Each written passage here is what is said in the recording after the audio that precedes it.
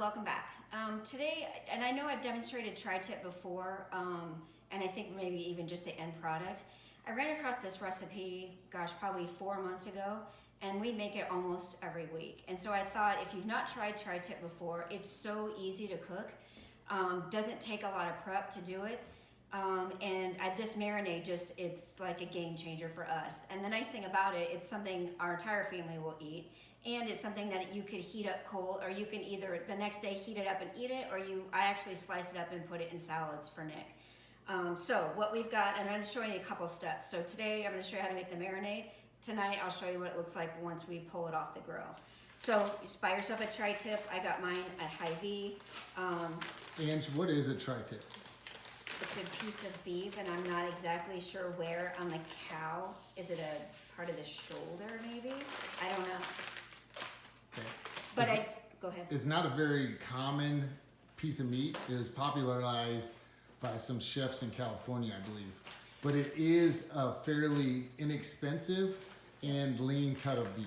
Exactly. And I think the thing too, people maybe shy away from it because it's a type of meat you can only cook one of two different ways. You either cook it really fast at a high heat, or you cook it super slow like you're smoking it. Because it does have, it's like brisket, it has a lot of fiber that needs to be broken down. And so the keys there with it, if you're gonna cook it really fast, you slice it super thin. You don't want it sliced thick because it'll be kind of tough. But if you slice it super thin and you do it the right way, you can almost eat it with a fork because it's so tender. How are we cooking it this time? We're cooking it fast at a high heat. So here's what I've done. I don't know if you need to get any closer. First thing you do with this, so I took the tri-tip off the paper, the butcher paper. You want to dry it out. It usually will have quite a bit of blood on it, so you want to dry it out a little bit. Take kosher salt, and again, I'll provide all the written instructions for this. And what we're going to do is we're just going to coat this, kind of pat down that salt a little bit, and coat the other side. And what this will do, it'll help to start to pull out the flavor. It'll also start to tenderize the meat. And so this is the first step that we do with our marinade. They recommend that you do this marinade at least 6 hours before you're gonna eat it. I've done it as much as 24 hours before. So I've got it salted on both sides right now. I'm gonna leave it right here on my wrap. I'm gonna set it over here while I make the actual marinade. Is there any advantages to going longer on marinating it versus shorter time frame? I think there are two. For me, the biggest advantage, like right now I'm trying to slam this in between meetings so we can have it for dinner tonight. So it's easier for me sometimes to do it at night, the night before, or the morning of. I think the biggest thing is the longer it sits, the more flavor it's gonna retain. But I wouldn't suggest going any more than 24 hours or you're just gonna start breaking that meat down. And then I think it could get kind of funky. The ingredients you may not have on hand, I know I didn't have oyster sauce the first time I thought about making this, but it's not that expensive to buy. It stays easy in the fridge, and again, we make it enough that, I buy this bottle, it probably lasts for 5 or 6 different servings over different times of making it. So first thing we're gonna do is we've got black pepper, and I use coarse ground black pepper, and I'm not getting it out of my grinder. I actually buy it this way for things like this. So we're gonna go ahead and we're gonna do 2 tablespoons of black pepper. And remember, this is gonna marinate and it's gonna cook off, so don't freak out if you're like, that seems to be like a lot of pepper. Same thing with the oyster sauce. It's not like it tastes like stale fish water. Oh, no. So cumin, I'm actually out of my Penzi cumin, so Nick had run to the store for me today. So we're gonna do about 3 tablespoons of ground cumin. And I actually am taking the cheater method out of this. Because the recipe itself actually talks about buying cumin seeds and grinding the seeds, grinding the pepper. You probably would get an even more intense flavor if you did that, but I don't have time for that. So I've got my spices in here.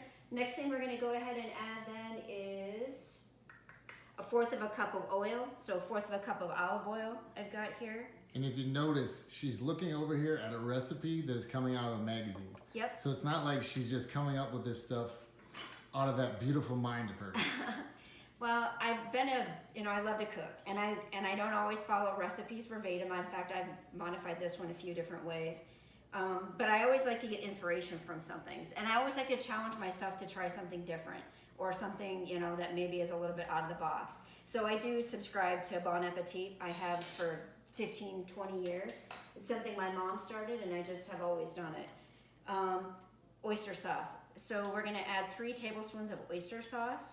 And this stuff's really thick, almost like, it's kind of a weird consistency, but. If you like sushi, you've had oyster sauce. Oh yeah.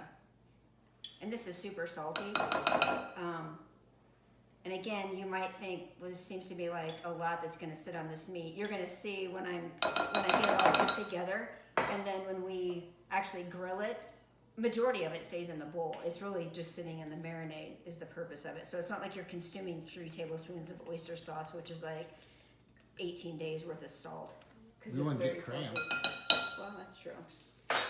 Okay, so that's all I have for my marinade ingredients. So I'm just gonna whisk those up really quick, and it kind of makes a little bit of a paste, a little bit, maybe a little thinner than a paste, but it's still pretty thick with all those spices.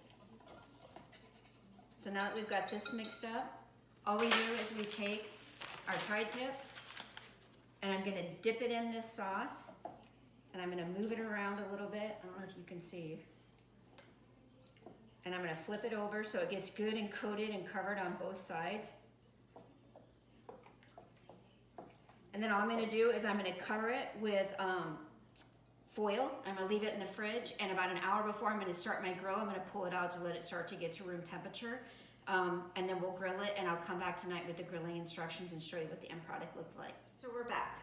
Nick, I don't know if you need to get closer, but basically what I did was I had the tri-tip marinating all day. I pulled it out again about an hour before we're ready to start cooking. I started our grill, put it on the highest heat I could get it to. Which ended up, by the time I put the tri-tip on there, at about 440 degrees. I cooked it about 15 minutes on one side, flipped it over about 10 to 12 minutes on the second side. Then I just shut off the grill and leave the lid on.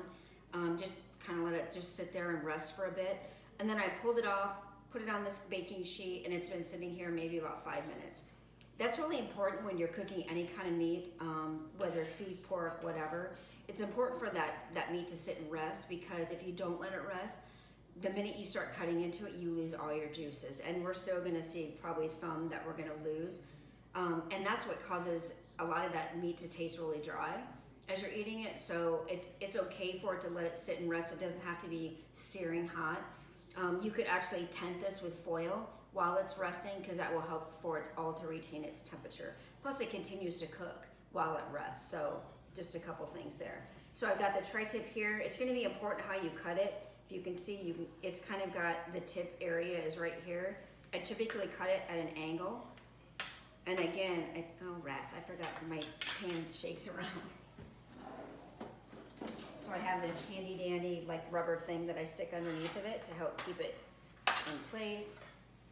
And so what you're gonna do is you're gonna slice it really thin, about 1/4 inch or so, or 1/3 inch slices. And you can see the deeper I go into the meat, the more rare it becomes, which is, the more rare it is, actually the more tender it is.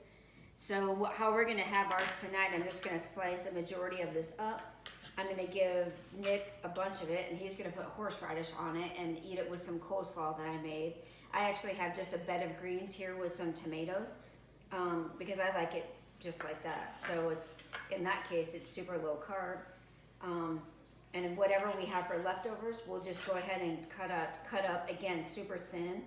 And then once I cut it this way, I'm gonna kind of dice it the other direction and just eat it on salads.